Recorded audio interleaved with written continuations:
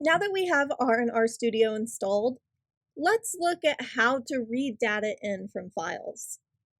And I'm particularly going to look at .csv files. There are going to be two ways to do this. The first is to actually read from the directory. If you go to Session and Set Working Directory, you can choose which folder you pull files from. And if you do this, if you're going to be keeping all of your files in a single folder, this may be the best option. To just choose your directory, you just click this button and pick the desired folder. If I have the file in my working directory, I can just use this command read.csv since I'm reading a CSV file. I use parentheses and quotation marks, and then I put the name of the file with the file extension. In my case, trees.csv. This little arrow in trees allows us to refer to this file many times. So if I run this, we can see that we have this file trees that has 48 observations with 3 variables. If you're going to be saving files in a lot of different folders, you might not want to change your working directory each time. So there is another way to pull files in that are not directly from your working directory. For this, I'm going to pull up the file and right-click it. On a Mac, you can click Get Info or Details. On a window, it'll say Properties.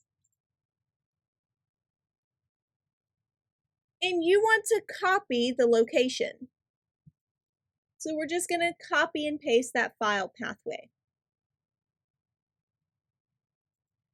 When we move to R, inside these quotations, we're going to have our file pathway.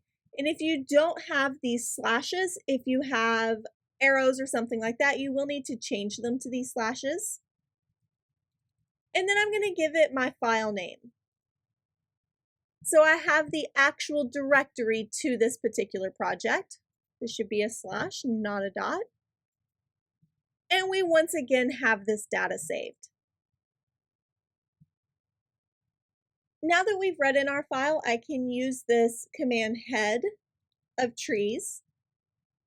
And if I run that, it'll display the start of the data so I can kind of get an idea of what I'm working with. I have the diameter of the tree, the age of the tree, and the type of the tree. So these are my 3 variables. I can use this command table. I want to refer to my trees file. And in particular, I'm going to look at the type of tree. So in order to reference things in this table, we do the file name, which in my case, I saved it as trees, a $sign, and then the header of that particular column. And if we run this, we can see that we have 16 of the BSW oak, 16 of the S maple, and 16 of the W oak. If I try to do a table of a different variable, like diameter, and I run that, we can see that we have 3 of diameter 25, 3 of diameter 30, 3 with diameter 35, etc. So we have 3 trees of each of the given diameters.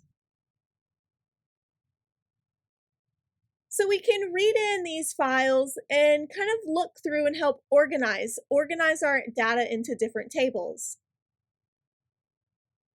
And this can help us get a better idea of what our data contains before we start looking at how to plot this data.